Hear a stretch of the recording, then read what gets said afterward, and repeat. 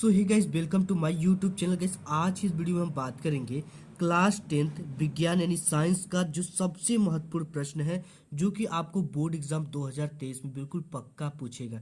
ठीक है, ये जो क्वेश्चन है मैं आपको बता दूं कि 100% आपके बोर्ड एग्जाम में पूछा ही जाएगा। ठीक है, क्योंकि ये क्वेश्चन बार बार आपके बोर्ड में रिपीटेड है। ठीक है, ये क्वेश्चन को मैं बता दूं कि जो मैं क्वेश्चन आज की इस वीडियो में आपके साथ शेयर करने वाला हूँ वो 2014, 2015, 16, 17, 18, 19, 20, 21, 22 इस तरह से बिल्कुल रिपीटेड है। तो आप समझ सकते हो कि ये क्वेश्चन कितना ज़्यादा इंपॉर्टेंट है और आपके 2023 में बिल्कुल 100%, 101% मैं पूरा गारंटी कहता हूँ कि ये आपके बोर्ड एग्जाम में आएगा। ठीक है, तो देखो, बोर्ड परीक्षा 2023 का बिल्कुल वायरल प्रश्न है ये। और आपको बता दूं कि इस वीडियो में आपको बहुविकल्पी नहीं, आपको बहुविकल्पीय और लघु उत्तरी प्रश्न, दीर्घ उत्तरी प्रश्न देखने को मिलेगा। ठीक है, सबसे पहले बहुविकल्पी आप देखोगे, फिर लघु देखोगे, फिर दीर्घ उत्तरी प्रश्न देखोगे। तो देखो, जो पहला क्वेश्चन है वो क्या बोल रखा है। यहाँ पे दे रखा है कि Fe2O3 प्लस 2Al, यहाँ पे एरो Al2O3 प्लस 2Fe। इसके बाद ये एक अभिक्रिया है, लिख रखा है ऊपर दी गई अभिक्रिया किस प्रकार की है। ठीक है, तो यहाँ पे आप देख सकते हो कि इस अभिक्रिया में Fe2O3 और 2Al है। ठीक है, तो जो Al है, ठीक है, Al क्या कर दिया, Fe को क्या कर दिया, विस्थापित कर दिया। ठीक है, यहाँ पे Fe था इसके साथ उत्तरी के, लेकिन एल्युमिनियम क्या कर दिया, Fe को इससे बाहर निकाल दिया, यानी विस्थापित कर दिया, इससे अलग कर दिया। तो यह अभिक्रिया कहलाएगी आपकी कौन सी अभिक्रिया, विस्थापन अभिक्रिया। ठीक है, क्योंकि ये किस लिए अलग क्रिया, क्योंकि जो एल्युमिनियम है, ठीक है, एल्यूमिनियम ये Fe से क्या है, अधिक क्रियाशील है। ठीक है, आप पीरियोडिक टेबल में भी देख लोगे, ये जो चीजें एल्युमिनियम ये किस Fe से क्या अधिक क्रियाशील है, इसलिए ये क्या कर दिया, 2Fe को विस्थापित कर दिया। ठीक है, तो दे रखा है ऑप्शन संयोजन अभिक्रिया है कि विस्थापन अभिक्रिया है कि वियोजन अभिक्रिया है कि विस्थापन अभिक्रिया। तो ऑप्शन नंबर जो चौथा है आपका वो क्या होने वाला है, करेक्ट, विस्थापन अभिक्रिया है। नेक्स्ट क्वेश्चन देख लेते हैं। नेक्स्ट है कि अम्लीय विलयन का पीएच मान होता है। देखो, अम्लीय विलयन का जो पीएच मान होता है देखा है 7, 7 से कम, 7 से अधिक, 0। ठीक है, तो जो अम्लीय विलयन होता है उसका सदैव 7 से कम मान होता है। ठीक है, 7 से अधिक है तो क्या हो जाएगा, क्षारीय हो जाएगा। अगर केवल 7 है तो क्या होगा, ये आपको कमेंट बॉक्स में कमेंट करके बता देना है। ठीक है, इसके बाद नेक्स्ट क्वेश्चन दे रखा है एसिटिक अम्ल में अम्लीय हाइड्रोजन परमाणुओं की संख्या है। अब देखो, एसिटिक अम्ल का जो सूत्र होता है वो आपका क्या होता है, ठीक है, CH3COOH, ये इसका सूत्र होता है। ठीक है, तो इसका जो सूत्र होगा तो यहाँ पे ये हो जाएगा CH3COO प्लस H+। ठीक है, तो यहाँ पे बोलेगा अम्ल में हाइड्रोजन परमाणुओं की संख्या है, तो यहाँ पे ये हाइड्रोजन है और इस पे कितनी संख्या है, H है केवल, तो 1 मानी जाएगी। अगर 2H रहता तो 2 मानी जाती, 3H रहता तो 3 मानी जाती, लेकिन यहाँ पे वली क्या है, एक ठो प्लस है। ठीक है, एक प्लस है तो 1 प्लस है तो 1, 2 प्लस रहता तो 2, 3 प्लस रहता तो 3, तो 1 प्लस है केवल, तो यहाँ पे परमाणुओं की जो संख्या है वो क्या हो जाएगी आपकी 1। ऑप्शन नंबर 1 जो है करेक्ट है। इसके बाद जो नेक्स्ट क्वेश्चन है वो देखिए, निम्नलिखित में अम्लीय लवण है NaCl, NaHSO4, Na2SO4, KCN। ठीक है, तो इसमें बोल रखा है कि अम्लीय लवण कौन सा है। तो यहाँ पे जो अम्लीय लवण होगा वो होगा आपका NaHSO4। अब ये अम्लीय लवण क्यों होगा, क्योंकि इसमें विस्थापन यच उपस्थित है।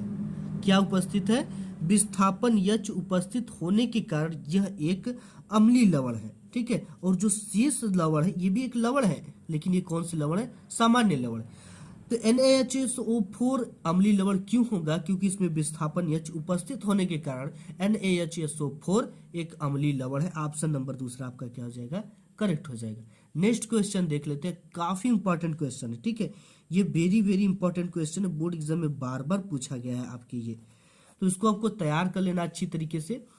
इसके बाद नेक्स्ट है कि कौन सी धातु अम्ल से हाइड्रोजन विस्थापित नहीं करती है। ठीक है, दे रखा है MgFeCu Zn जिंक। ठीक है, तो कौन सा इसमें से ऑप्शन, इसका जो करेक्ट आंसर होगा वो होगा कापर। ठीक है, कापर कैसे होगा, देखो ये जो कॉपर है, ठीक है, कॉपर जो है हाइड्रोजन से क्या है, नीचे स्थित है, ठीक है। जो कॉपर है आपका वो हाइड्रोजन से नीचे स्थित होने के कारण यह अम्ल से क्रिया नहीं करता है, ठीक है। यानी अम्ल से हाइड्रोजन को विस्थापित नहीं करता, या सीधी सीधी भाषा में आप समझो तो ये क्या है, सक्रियता श्रेणी में कॉपर हाइड्रोजन से नीचे स्थित है, अतः यह अम्ल से क्रिया करने पर हाइड्रोजन को विस्थापित नहीं करता है, ठीक है। बिल्कुल सिंपल भाषा में, ये जो आप हाइड्रोजन का कम परमाणु क्रमांक है, तो ये जो कॉपर इसका अधिक परमाणु क्रमांक है, तो ये कहाँ पे स्थित है, नीचे स्थित है, इसलिए ये अम्ल से हाइड्रोजन को विस्थापित नहीं करती है। तो ऑप्शन नंबर आपका जो सी का तीसरा है वो क्या है, करेक्ट है, ठीक है। इसके बाद नेक्स्ट क्वेश्चन है, एक उत्तल दर्पण की फोकस दूरी 20 सेमी है, कितना है, 20 सेमी है। दर्पण की वक्रता त्रिज्या यानी आर की वैल्यू पूछ रखा है, ज्ञात कीजिए। देखो जो दर्पण वाला फार्मूला होता है वो होता है एफ बराबर आर बाई 2, ठीक है। तो यहाँ से एफ की वैल्यू क्या दे रखा है, इसमें 20 सेमी, एफ बराबर दे रखा है 20 सेमी, और यहाँ पे क्या पूछ रखा है, आर की वैल्यू निकालना, आर बराबर क्वेश्चन मार्क। तो यहाँ से एफ बराबर आप 20 रख दोगे, आर बाई 2 तो है, तो यहाँ से आर की वैल्यू हम निकालेंगे तो 2 गुणा में इस पर जाएगा तो भाग में हो जाएगा, तो 20 गुणित 2 बराबर हो जाएगा आपका 40, ठीक है, सेमी। तो यहाँ पे क्या है, 40 सेमी, ऑप्शन नंबर तीसरा क्या है, करेक्ट है। नेक्स्ट क्वेश्चन देख लेते हैं। नेक्स्ट क्वेश्चन आपका दे रखा है यहाँ पे, दर्पण की फोकस दूरी एफ तथा वक्रता त्रिज्या आर के बीच संबंध है। देखो जैसा हमने न्यूमेरिकल अभी सॉल्व किया है वही क्वेश्चन है, लेकिन थोड़ा सा आपके दिमाग को पकड़ने की ये कोशिश कर दिया है एग्जामिनर, ठीक है। यहाँ पे उस तरह का एफ बराबर आर बाई 2 दिया ही नहीं है, ठीक है, लेकिन दिया है एफ बराबर होता है क्या, क्वेश्चन आर बाई 2 फार्मूला होता है, और यहाँ पे ये 2 भाग में, ठीक है, इस पार जाएगा तो गुणा में हो जाएगा, 2f बराबर आपका हो जाएगा r, ठीक है। तो ये होगा तो 2f बराबर r, ऑप्शन नंबर तीसरा क्या है, करेक्ट है। इसके बाद है स्वस्थ नेत्र के लिए दूर बिंदु स्थित होता है, दे रखा है 25 सेमी पर, 50 सेमी पर, 100 सेमी पर, अनंत पर। तो देखो जो स्वस्थ नेत्र होता है ना वो उसका दूर बिंदु अनंत होता है, वो कहीं भी देख लेता है, तो ऑप्शन नंबर चौथा आपका क्या हो जाएगा, एक्यूरेट यानी सही हो जाएगा। इसके बाद नेक्स्ट क्वेश्चन है कि मानव नेत्र द्वारा वस्तु का प्रतिबिंब बनता है कार्निया पर, आइरिस पर, पुतली पर, रेटिना पर। तो ये कहाँ पे बनता है, रेटिना पर, ठीक है। नेक्स्ट क्वेश्चन अब आपको देखने को मिलेगा, अम्ल एवं क्षार की आधुनिक अवधारणा को स्पष्ट कीजिए। बिल्कुल इंपॉर्टेंट, इसको कितना भी आप भेरी लगा दो लेकिन इसके लिए कम है, क्योंकि ये क्वेश्चन इतना ही इंपॉर्टेंट है कि लगभग ये बार बार रिपीटेड क्वेश्चन है, ठीक है, बार बार रिपीट किया है, हर साल ये बोर्ड एग्जाम में पूछ ही देता है। तो सबसे पहले अम्ल की हेडिंग डालना है आपको। तो अम्ल आप जानते हो कि अम्ल वे पदार्थ है जो जलीय विलयन में वियोजित अथवा आयनित होकर, ठीक है, वियोजित यानी कि अलग होकर, अथवा आयनित मतलब एक उससे निकल कर हाइड्रोजन आयन H तथा हाइड्रोनियम आयन H3O+ देते हैं, ठीक है। जैसे आप अम्ल का अगर उदाहरण देखोगे HCl आप ले सकते हो, इसका बेस्ट उदाहरण है, और इसके साथ ही साथ H2SO4 भी ले सकते हो, ठीक है। तो यहाँ पे HCl का उत्क्रमणीय अभिक्रिया कराओगे आप, इस तरह का ये कौन सी अभिक्रिया, उत्क्रमणीय, तो यहाँ पे हो जाएगा H+ और यहाँ पे हो जाएगा Cl-, यानी कि ये हाइड्रोजन को क्या कर दिया, विस्थापित कर दिया, अपने से निकाल दिया, बेचारे को छोड़ दिया कुआरा, ठीक है। तो इसको क्या कर दिया, हाइड्रोजन को निकाल दिया। और इसमें भी वही है, इसको भी आप कराओगे तो यहाँ पे H2SO4 का, तो ये भी क्या कर देगा आपका यहाँ पे 2H निकल जाएगा, प्लस SO4-, ठीक है। तो यहाँ पे हाइड्रोजन को क्या कर दिया, विस्थापित कर दिया, वियोजित कर दिया, आयनित कर दिया। तो ये हो गया आपका, इसका एग्जाम्पल आपको यही एक लिख देना, HCl, H+Cl-, ठीक है। इसके बाद जो नेक्स्ट है उसमें क्षार है। क्षार वे पदार्थ होते हैं जो जलीय विलयन में आयन OH देते हैं, ठीक है।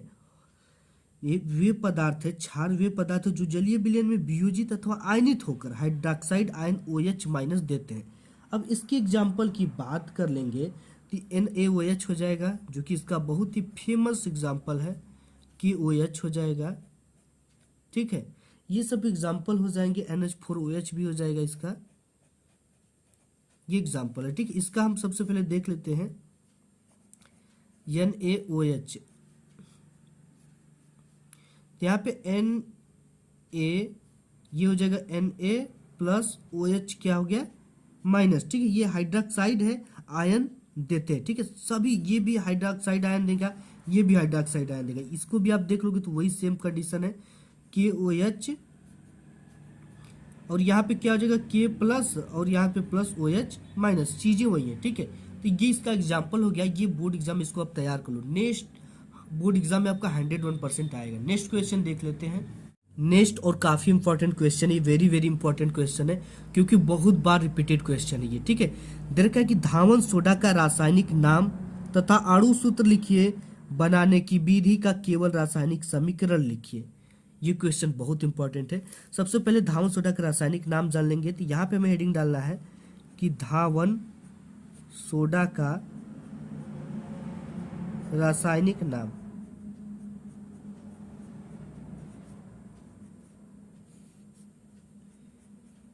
तो देखो, जो धावन सोडा का रासायनिक नाम होता है वो आपका होता है सोडियम कार्बोनेट डेकाहाइड्रेट, ठीक है। सोडियम कार्बोनेट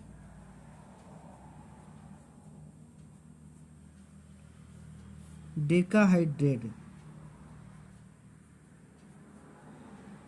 डेकाहाइड्रेट,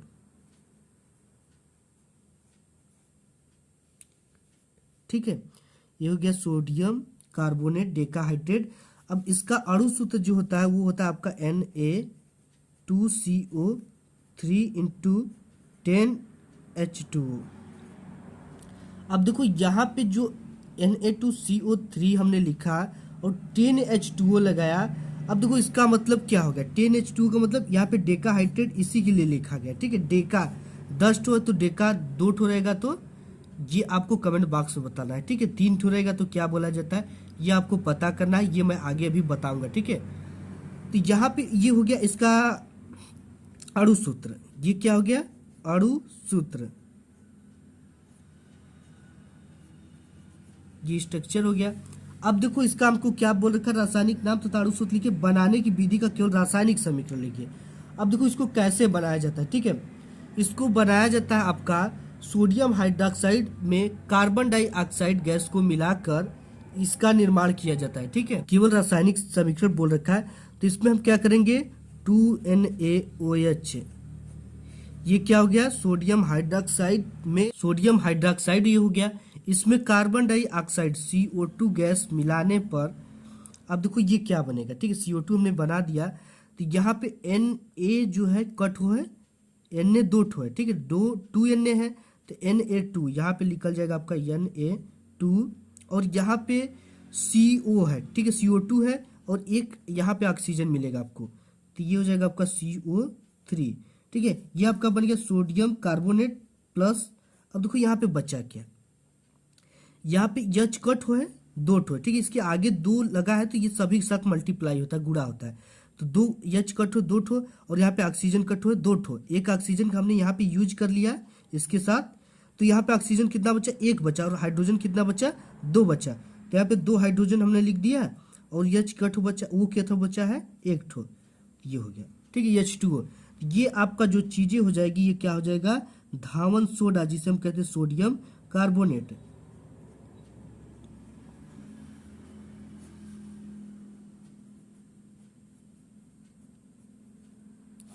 ठीक है। नेक्स्ट क्वेश्चन देख लेते हैं इसके बाद। नेक्स्ट है कि प्लास्टर ऑफ पेरिस बनाने की एक विधि लिखिए तथा इसकी जल के साथ अपक्रिया करें। वेरी वेरी इंपॉर्टेंट क्वेश्चन है ये, 101% आपकी बोर्ड एग्जाम में पूछा जाता है, ठीक है। प्लास्टर ऑफ पेरिस बनाने की विधि लिखिए, प्लास्टर ऑफ पेरिस की जल के साथ अपक्रिया करेंगे। तो सबसे पहले इसकी निर्माण विधि को आप समझ लो इजिली, तब इसके बाद कोई भी इसमें बड़ी बात नहीं, ठीक है। आप जो भी समझो याद मत करो यार, याद वाली चीजें जल्दी भूल जाती है, और जो चीजें समझी जाती है ना वो कुछ समय तक याद रहती है। तो सबसे पहले हमको क्या करना है, यहाँ पे दे रखा है जब कैल्शियम सल्फेट डाइहाइड्रेट, ठीक है। डाई का मतलब 2 ठो हाइड्रोजन है, 2 ठो जल है, ठीक है। इस वहां पे डेका था तो क ठो जल था, 10 ठो जल था। यहाँ पे डाइहाइड्रेट है तो क ठो जल होगा, 2 ठो जल है। जब कैल्शियम सल्फेट डाइहाइड्रेट अर्थात जिप्सम को 120 डिग्री सेल्सियस ताप पर गर्म किया जाता है तो निर्जलीकरण द्वारा प्लास्टर ऑफ पेरिस का निर्माण होता है। अब देखो जिप्सम का क्या सूत्र है, यहाँ पे सबसे पहले हमको दे रखा है इसका रासायनिक सूत्र calcium sulphate dihydrate. Calcium sulphate का जो सूत्र होता है वो होता है आपका CaSO4, ठीक है। और यहाँ पे डाइहाइड्रेट का मतलब इसके साथ 2 ठो जल भी लगा हुआ है, अगर 3 रहता तो डाइहाइड्रेट, ठीक है। ये हो गया। अब बोल रहा है कि 120 डिग्री सेल्सियस पर गर्म करने पर, अब आप लोग लकड़ी गोईठा की व्यवस्था कर लीजिए, हम इसको गर्म करने चलते हैं, ठीक है। देखते हैं कि गर्म करने पर क्या इसकी सिचुएशन होती है। लिए ताप दे रहे हैं हम धीरे धीरे, कितना दे दिए 120 डिग्री सेल्सियस हमने दे दिया। अब इसे गर्म करते हैं, ठीक है। अब गर्म करने पर ये क्या बनेगा, ये आपका CaSO4 तो बनेगा ही बनेगा, ये जिप्सम, ठीक है। इसी को क्या कहते हैं, प्लास्टर ऑफ पेरिस कहते हैं। Into half H2O plus 3/2 H2O, ठीक है। अब इसका गेम आपको समझना है, इस चीज को आपको समझना है ये कैसे हुआ। अब देखो यहाँ पे 2H2O कट हुआ है, 2 दूना के 4 ठो हाइड्रोजन है और 2 ठो ऑक्सीजन है, ठीक है। इसमें से 2 जल निकल जाएगा। अब हमने यहाँ पे किया क्या, ये देख सकते हो आप कि यहाँ पे हाफ H2O लगा दिया। ये आपका क्या है, प्लास्टर ऑफ पेरिस है। ये किसका सूत्र है आपका, ये मेरा सूत्र जो निकला है ये प्लास्टर ऑफ पेरिस का सूत्र निकला है। इसको नीचे लिख देना आपको, प्लास्टर ऑफ पेरिस। ये जानते हो आप किसके काम आता है, ये जब गोड़ हाथ टूट जाता है किसी का तो उसी का प्लास्टर करने के काम में आता है, ठीक है, प्लास्टर ऑफ पेरिस। अब देखो ये सूत्र हो गया प्लास्टर ऑफ पेरिस का। अब इसको मेंटेन कैसे किया गया है, यहाँ पे ये देखो क्या है, यहाँ पे क्या है, हाइड्रोजन 2 ठो है, ठीक है। और यहाँ पे हाफ लगा दिए, यानी इसका मल्टीप्लाई देखो कुछ इस तरह से होगा, मल्टीप्लाई, ठीक है। 1/2 गुणित 2, 2 से 2 कट गया, ठीक है। यहाँ पे 2 से 2 कट गया तो यहाँ पे 1 ठो हाइड्रोजन बचा है, ठीक है। 1 हाइड्रोजन बचा और यहाँ पे भी देखो 2 ठो हाइड्रोजन है, तो 2 से 2 कट गया। यहाँ पे कितना हाइड्रोजन बचा, 3 ठो, ठीक है, 3 है। देखो 3 हाइड्रोजन 3 और 1 को जोड़ोगे तो कितना हो जाएगा, 4। तो यहाँ पे 2 दूना के 4 हाइड्रोजन मेंटेन हो गया। और यहाँ पे ऑक्सीजन कट हो 2 ठो, ठीक है। 2 हाइड्रोजन यहाँ पे 2 वो लगा है, 1 ऑक्सीजन यहाँ पे, 1 ऑक्सीजन यहाँ पे, 2 ऑक्सीजन मेंटेन हो गया, ठीक है। तो ये हो गया आपका प्लास्टर ऑफ पेरिस। अब इसके बाद दे रखा है कि इसकी जल के साथ अपक्रिया भी लिखिए। तो देखो यहाँ पे दे रखा है कि जल से ये अपक्रिया कराने पर जिप्सम का निर्माण करता है, ठीक है, जिससे कि प्लास्टर ऑफ पेरिस का जमना भी कहते हैं। तो इसी चीज को क्या करना है, हमें जल से अपक्रिया करा देना है। देखो इसको कराएंगे, CaSO4 half H2O plus 3/2 H2O, ठीक है। ये हमने जल से, इसका जो CaSO4 है इसका हम क्या कर दिए, जल के साथ अपक्रिया करा दिए। तो ये क्या बना देगा, ये बना देगा आपका CaSO4 इंटू 2H2O, ठीक है। जो चीज था उसी को बना दिया। इसको हम कहते हैं प्लास्टर ऑफ पेरिस का जमना, ठीक है, या जिप्सम कहे या प्लास्टर ऑफ पेरिस का जमना। नेक्स्ट क्वेश्चन देख लेते हैं हम। नेक्स्ट और काफी इंपॉर्टेंट क्वेश्चन है कि बोर्ड एग्जाम में 100% आपकी पूछा जाएगा, ठीक है। देखिए खनिज व अयस्क में अंतर को स्पष्ट कीजिए। काफी इंपॉर्टेंट क्वेश्चन है, बोर्ड एग्जाम में आपको इसी तरीके से लिखना होता है।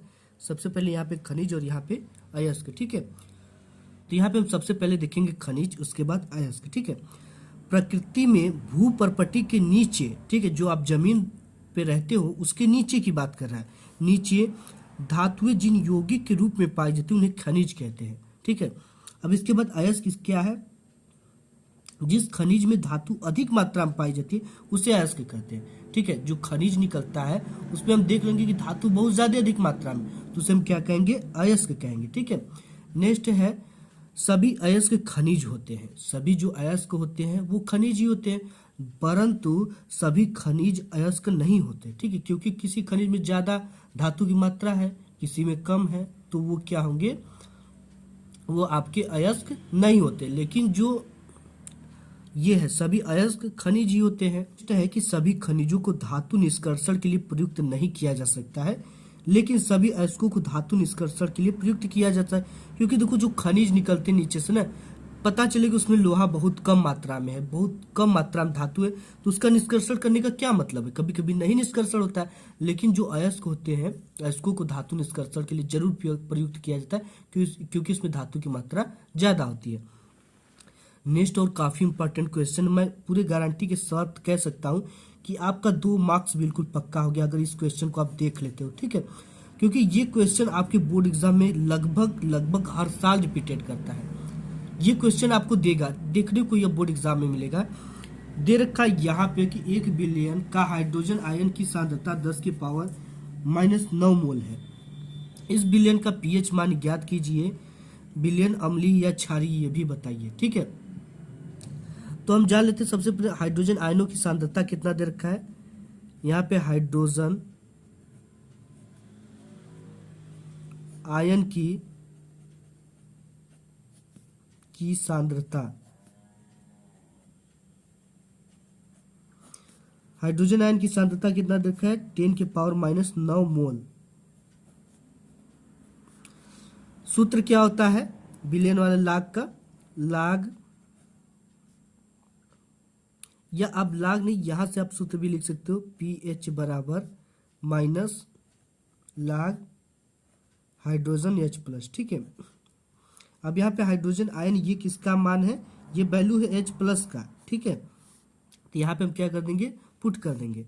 ये हो जाएगा आपका पीएच बराबर माइनस लाग, इसकी वैल्यू क्या है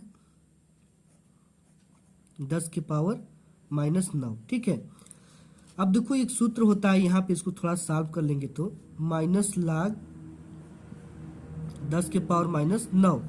ठीक है, एक सूत्र होता है कि लाग m⁻n बराबर। ठीक है, इसका जो फार्मूला होता है वो होता है n लाग m। ठीक है, n जो होता है वो आगे आ जाता है, फिर m अपने जगह पे रहता है, n लाग m।